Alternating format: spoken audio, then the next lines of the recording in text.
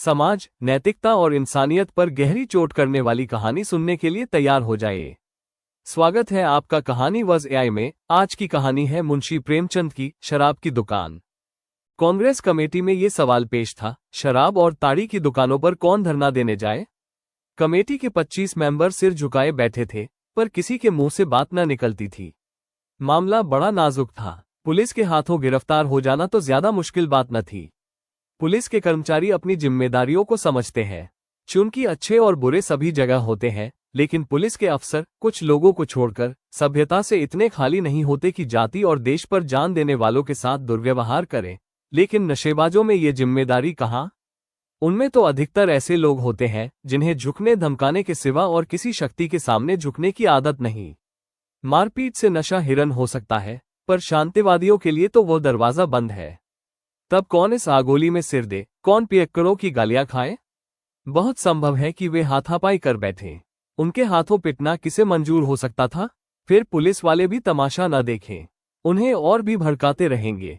Police की शह पाकर ये नशे के बंदे जो कुछ न करेंगे, वो थोड़ा ईंट का जवाब पत्थर से नहीं दे सकते, और इस समुदाय पर विनती का कोई असर नहीं। एक मेंबर ने कहा, मेरे विचार में तो इन जातों में पंचायतों को फिर संभालना चाहिए। ईश्वर हमारी लापरवाही से उनकी पंचायतें निर्जीव हो गई है। इसके सिवा मुझे तो और कोई उपाय नहीं सूझता। सभापति ने कहा, हाँ, यह एक उपाय है, मैं इसे नोट किए लेता हूं, पर धरना देना जरूरी है। दूसरे महाशय बोले, उनके घरों पर जाकर समझाया जाए तो अच्छा असर होगा। सभापति ने अपनी चिकनी खोपड़ी सहलाते हुए कहा, यह भी अच्छा उपाय है, मगर धरने को हम लोग त्याग नहीं सकते। फिर सन्नाटा हो गया। पिछली कतार में एक देवी भी मौन बैठी हुई थी। जब कोई मेंबर बोलता, वो एक नजर उसकी तरफ डालकर फिर सिर झुका लेती थी। यही कांग्रेस की लेडी मेंबर थी। उनके पति महाशय G0P0 सक्सेना कांग्रेस के अच्छे काम करने वालों में थे। उनका देहांत हुए 3 साल हो गए थे। मिसेस सक्सेना ने इधर 1 साल से कांग्रेस के कामों में भाग लेना शुरू कर दिया था, और कांग्रेस कमेटी ने उन्हें अपना मेंबर चुन लिया था। वो शरीफ घरानों में जाकर स्वदेशी और खद्दर का प्रचार करती थी। जब कभी कांग्रेस के प्लेटफॉर्म पर बोलने खड़ी होती तो उनका जोश देखकर ऐसा मालूम होता था आकाश में उड़ जाना चाहती है। कुंदन सा रंग लाल हो जाता था। बड़ी बड़ी करुण आंखें, जिनमें जल भरा हुआ मालूम होता था, चमकने लगती थीं। बड़ी खुश मिजाज और इसके साथ बलवा की निर्भीक स्त्री थी। दबी हुई चिंगारी थी जो हवा पाकर दहक उठती है। उसके मार्मिक शब्दों में इतना आकर्षण कहाँ से आ जाता था, कह नहीं सकता। कमेटी के कई जवान मेंबर, जो पहले कांग्रेस में बहुत कम आते थे, अब बिना नागा आने लगे थे। मिसेस सक्सेना कोई भी प्रस्ताव करे, उनका अनुमोदन करने वालों की कमी न थी। उनकी सादगी, उनका उत्साह, उनकी विनय, उनकी मृदु वाणी कांग्रेस पर उनका सिक्का जमा देती थी। हर आदमी उनकी खातिर सम्मान की सीमा तक करता था, पर उनकी स्वाभाविक नम्रता उन्हें अपने देवी साधनों से पूरा फायदा न उठाने देती थी। जब कमरे में आती, लोग खड़े हो जाते थे, पर वो पिछली सफ से आगे न बढ़ती थी। मिसेस सक्सेना ने प्रधान से पूछा, शराब की दुकानों पर औरतें धरना दे सकती हैं? सबकी आंखें उनकी ओर उठ गईं। इस प्रश्न का आशय सब समझ गए। प्रधान ने कातर स्वर में कहा, महात्मा जी ने तो ये काम औरतों ही को सुपुर्द करने पर जोर दिया है, पर मिसेस सक्सेना ने उन्हें अपना वाक्य पूरा करने दिया। बोली, तो मुझे इस काम पर भेज दीजिए। लोगों ने कुतूहल की आंखों से मिसेस सक्सेना को देखा। ये सुकुमारी, जिसके कोमल अंगों में शायद हवा भी चुभती हो, गंदी गलियों में ताड़ी और शराब की दुर्गंध भरी दुकानों के सामने जाने और नशे से पागल आदमियों की कुटिल आंखों और बातों का सामना करने को कैसे तैयार हो गई। एक महाशय ने अपने समीप के आदमी के कान में कहा, बल्ला की निडर औरत है। उन महाशय ने जले हुए शब्दों में कहा, हम लोगों को कांटों में घसीटना चाहते हैं और कुछ नहीं। वो बेचारी क्या पिकेटिंग करेगी, दुकान के सामने खड़ा तक तो हुआ न जाएगा। प्रधान ने सिर झुकाकर कहा, मैं आपके साहस और उत्सुक की प्रशंसा करता हूं, लेकिन मेरे विचार में अभी इस शहर की दशा ऐसी नहीं है कि देवियां पिकेटिंग कर सकें। आपको खबर नहीं, नशेबाज लोग कितने मुंहफट होते हैं, विनय तो वह जानते ही नहीं। मिसेस सक्सेना ने व्यंग्य भाव से कहा, तो क्या आपका विचार है कि कोई ऐसा जमाना भी आएगा जब शराबी लोग विनय और शील के पुतले बन जाएंगे? ये दशा तो हमेशा ही रहेगी। आखिर महात्मा जी ने कुछ समझकर ही तो औरतों को ये काम सौंपा है। मैं नहीं कह सकती कि मुझे कहां तक सफलता होगी, पर इस कर्तव्य को टालने से काम न चलेगा। प्रधान ने परामर्श में पढ़कर कहा, मैं तो आपको इस काम के लिए घसीटना उचित नहीं समझता। आगे आपका अख्तियार है। मिसेस सक्सेना ने जैसे विजय का आलिंगन करते हुए कहा, मैं आपके पास फरियाद लेकर न आऊंगी कि मुझे फला आदमी ने मारा या गाली दी। इतना जानती हूं कि अगर मैं सफल हो गई तो ऐसी स्त्रियों की कमी न रहेगी जो इस काम को सौगंधे आने अपने हाथ में न ले लें। इस पर एक नौजवान मेंबर ने कहा, मैं सभापति जी से निवेदन करूंगा कि मिसेज सक्सेना को ये काम देकर आप हिंसा का सामना कर रहे हैं। इससे ये कहीं अच्छा है कि आप मुझे ये काम सौंपें। मिसेज सक्सेना ने गर्म होकर कहा, आपके हाथों हिंसा होने का डर और भी ज्यादा है। इन नौजवान मेंबर का नाम था जयराम। एक बार एक कड़ा व्याख्यान देने के लिए जेल हो आए थे, पर उस वक्त उनके सिर गृहस्थी का भार न था। कानून पढ़ते थे। अब उनका विवाह हो गया था, 2-3 बच्चे भी हो गए थे, दशा बदल गई थी। दिल में वही जोश, वही तड़प, वही दर्द था, पर अपनी हालत से मजबूर थे। मिसेज सक्सेना की ओर नम आग्रह से देखकर बोले, आप मेरी खातिर से इस नाजुक काम में हाथ न डालें। मुझे 1 सप्ताह का अवसर दीजिए। अगर इस बीच में कहीं दंगा हो जाए तो आपको मुझे निकाल देने का अधिकार होगा। मिसेज सक्सेना जयराम को खूब जानती थी। उन्हें मालूम था कि यह त्याग और साहस का पुतला है और अब तक परिस्थितियों के कारण पीछे दबका हुआ था।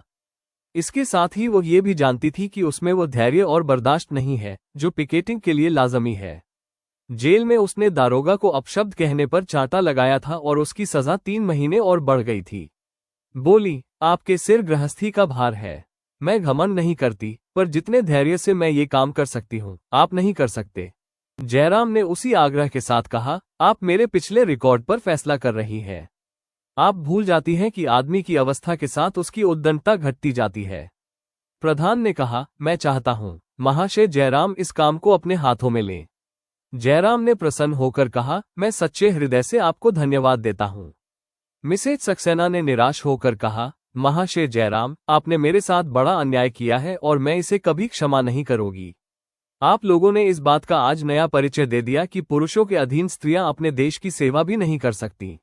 दूसरे दिन तीसरे पहर जयराम 5 स्वयंसेवकों को लेकर बेगमगंज के शराबखाने में पिकेटिंग करने जा पहुंचे। ताड़ी और शराब दोनों की दुकानें मिली हुई थीं। ठेकेदार भी एक ही था। दुकान के सामने सड़क की पटरी पर अंदर के आंगन में नशेबाजों की टोलियां विष में अमृत का आनंद लूट रही थीं। कोई वहां अफरा-तफरी से कम न था। कहीं वीरता की डींग थी, कहीं अपने दान दक्षिणा के पचड़े, कहीं अपने बुद्धि कौशल का आलाप। अहंकार नशे का मुख्य रूप है। एक बूढ़ा शराबी कह रहा था, भैया जिंदगी का भरोसा नहीं। हाँ, कोई भरोसा नहीं। मेरी बात मान लो, जिंदगी का कोई भरोसा नहीं। बस यही खाना खिलाना याद रह जाएगा। धन दौलत जगह जमीन सब धरी रह जाएगी। 2 ताड़ी वालों में एक दूसरे बहस छिड़ गई थी। हम तुम रियाया है भाई, हमारी मजाल है कि सरकार के सामने सिर उठा सके। अपने घर में बैठकर बादशाह को गालियां दे लो, लेकिन मैदान में आना कठिन है। कहाँ की बात भैया, सरकार तो बड़ी चीज है। लाल पगड़ी देखकर तो घर भाग जाते हो। छोटा आदमी भर पेट खाकर बैठता है तो समझता है अब बादशाह हम ही है, लेकिन अपनी हैसियत को भूलना न चाहिए। बहुत पक्की बात कहते हो खां साहब।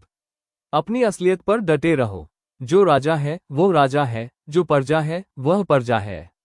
भला प्रजा कहीं राजा हो सकता है? इतने में जयराम ने आकर कहा, राम राम भाइयों, राम राम। 5-6 खद्दरधारी मनुष्यों को देखकर सभी लोग उनकी ओर झुके और कुतूहल से ताकने लगे। दुकानदार ने चुपके से अपने एक नौकर के कान में कुछ कहा और नौकर दुकान से उतरकर चला गया। जयराम ने झंडे को जमीन पर खड़ा करके कहा, भाइयों, महात्मा गांधी का हुक्म है कि आप लोग ताड़ी शराब न पिएं। जो रुपये आप यहाँ उड़ा देते हैं वो अगर अपने बाल बच्चों को खिलाने मिलाने में खर्च करें तो कितनी अच्छी बात हो। जरा देर के नशे के लिए आप लोग अपने बाल बच्चों को भूखा मारते हैं, गंदे घरों में रहते हैं, महाजन की गलियां खाते हैं। सोचिए, इस रुपये से आप अपने बाल बच्चों को कितने आराम से रख सकते हैं। एक बूढ़े शराबी ने अपने साथी से कहा, भैया, है तो बुरी चीज, घर तबाह करके छोड़ देती है। मुदा इतनी उम्र पीते कट गई तो अब मरते दम क्या छोड़ें? उसके साथी ने समर्थन किया, पक्की बात कहते हो चौधरी, अब इतनी उम्र पीते कट गई तो अब मरते दम क्या छोड़ें? जयराम ने कहा, वाह चौधरी, यही तो उम्र है छोड़ने को। जवानी तो दीवानी होती है, उस वक्त सब कुछ मुआफ है। चौधरी ने तो कोई जवाब न दिया, लेकिन उसके साथी ने, जो काला, मोटा, बड़ी बड़ी मूंछों वाला आदमी था, सरल आपत्ति के भाव से कहा, अगर पीना बुरा है तो अंग्रेज क्यों पीते हैं? जयराम वकील था, उससे बहस करना भैंस के आगे बीन बजाना था। बोला, ये तुमने बहुत अच्छा सवाल पूछा भाई।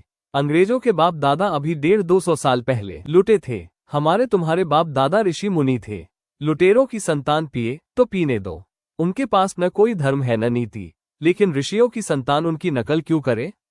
हम और तुम उन महात्माओं की संतान है जिन्होंने दुनिया को सिखाया, जिन्होंने दुनिया को आदमी बनाया।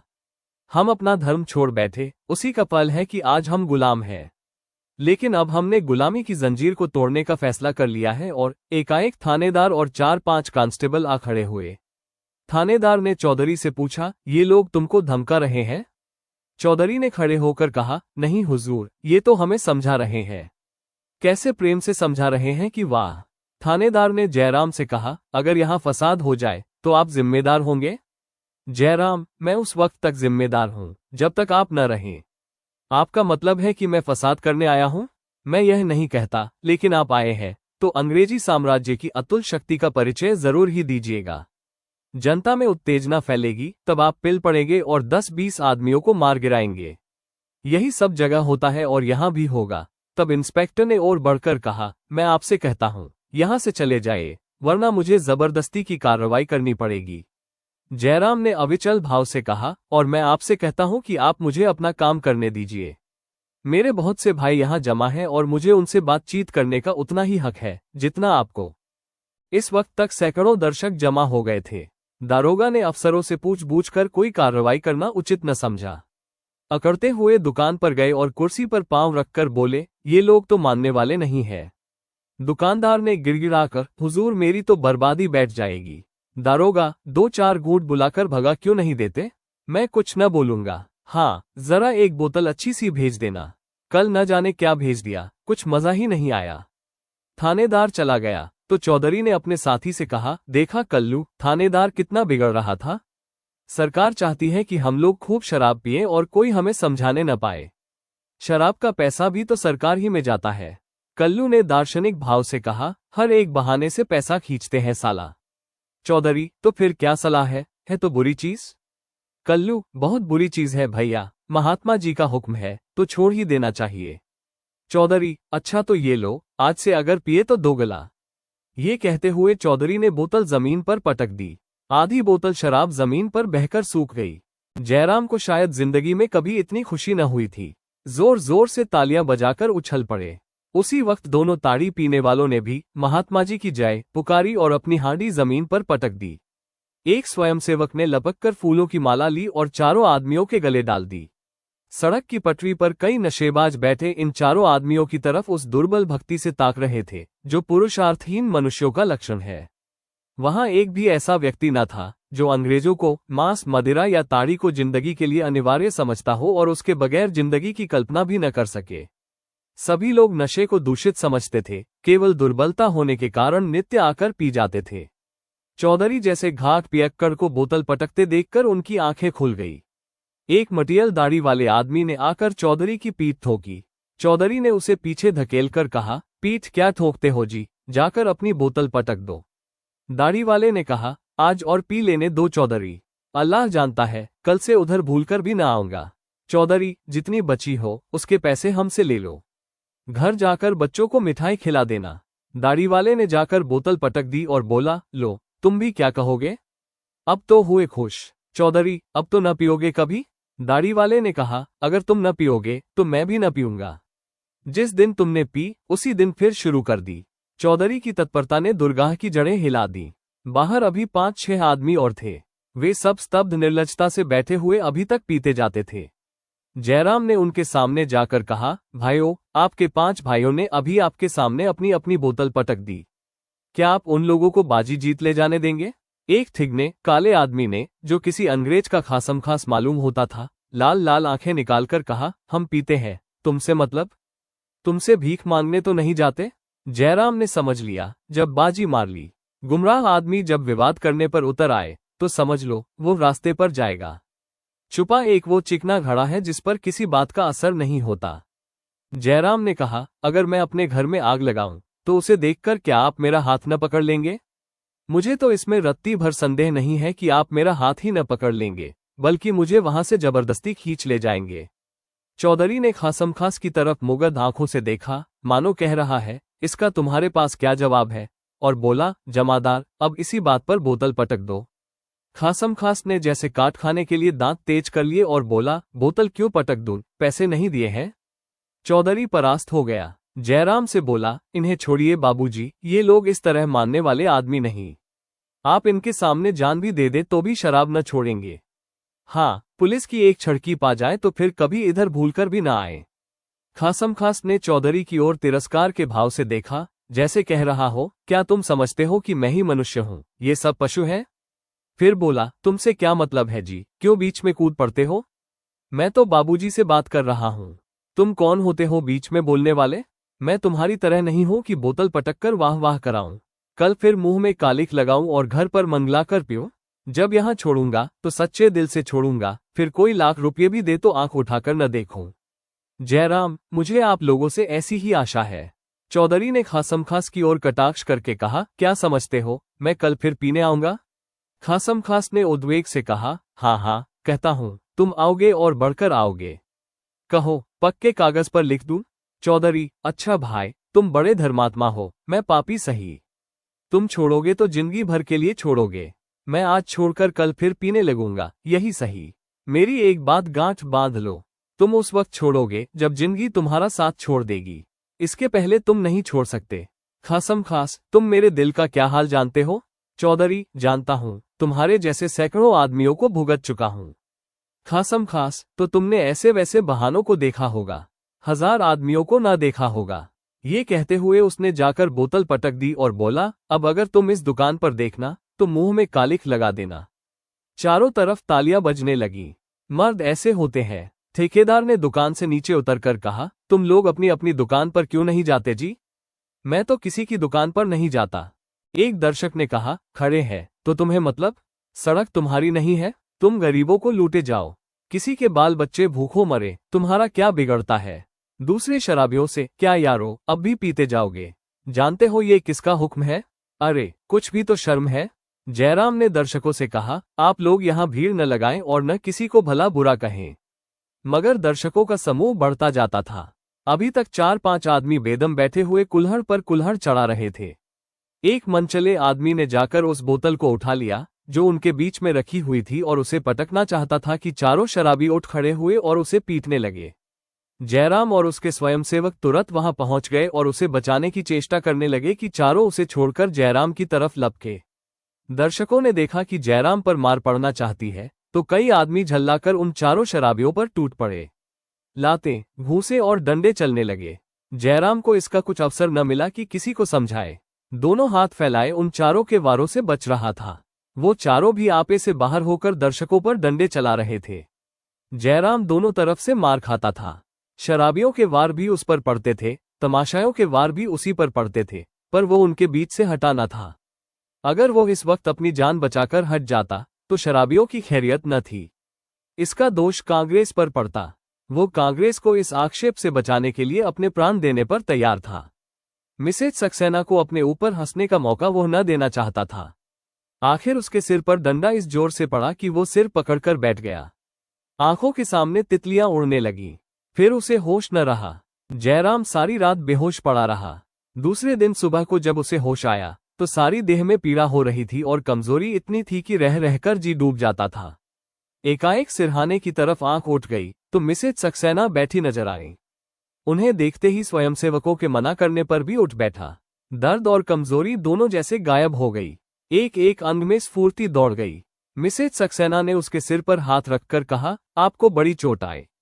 इसका सारा दोष मुझ पर है। जयराम ने भक्तिमय कृतज्ञता के भाव से देखकर कहा, चोट तो ऐसी ज्यादा न थी, इन लोगों ने बस पट्टी सट्टी बांधकर जख्मी बना दिया। मिसेज सक्सेना ने लज्जित होकर कहा, मुझे आपको न जाने देना चाहिए था। जयराम, आपका वहां जाना उचित न था। मैं आपसे अब भी यही अनुरोध करूंगा कि उस तरफ न जाइए। मिसेज सक्सेना ने जैसे उन बाधाओं पर हंसकर कहा, वाह, मुझे आज से वहां पिकेट करने की आज्ञा मिल गई है। आप मेरी इतनी विनय मान जाइए। शहीदों के लिए आवाज करना बिल्कुल मामूली बात है। मैं आवाजों की परवाह नहीं करती, तो फिर मैं भी आपके साथ चलूंगा। आप इस हालत में? मिसेज सक्सेना ने आश्चर्य से कहा।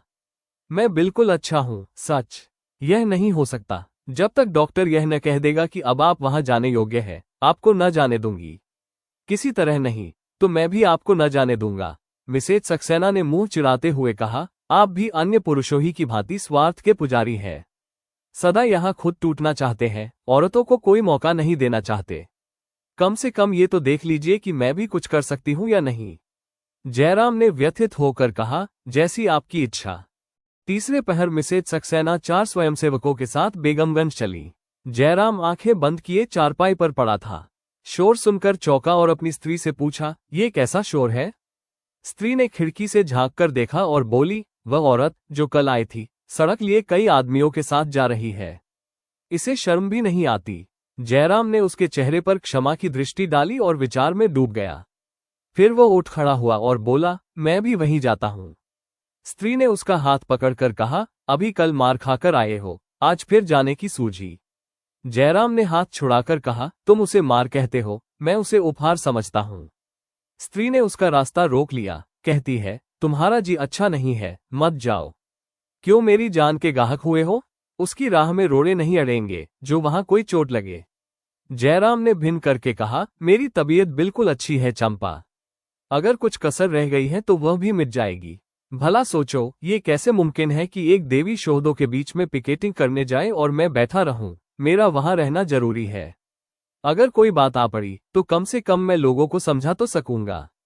चंपू ने झलकर कहा, ये क्यों नहीं कहते कि कोई और चीज खाने लिए जाती है? जयराम ने मुस्कुराकर उसकी ओर देखा, जैसे कह रहा हो, ये बात तुम्हें दिल से नहीं, कलेजे से निकल रही है, और कटारा कर निकल गया। फिर द्वार पर खड़ा होकर बोला, शहर में 3 लाख से कुछ ही कम आदमी है।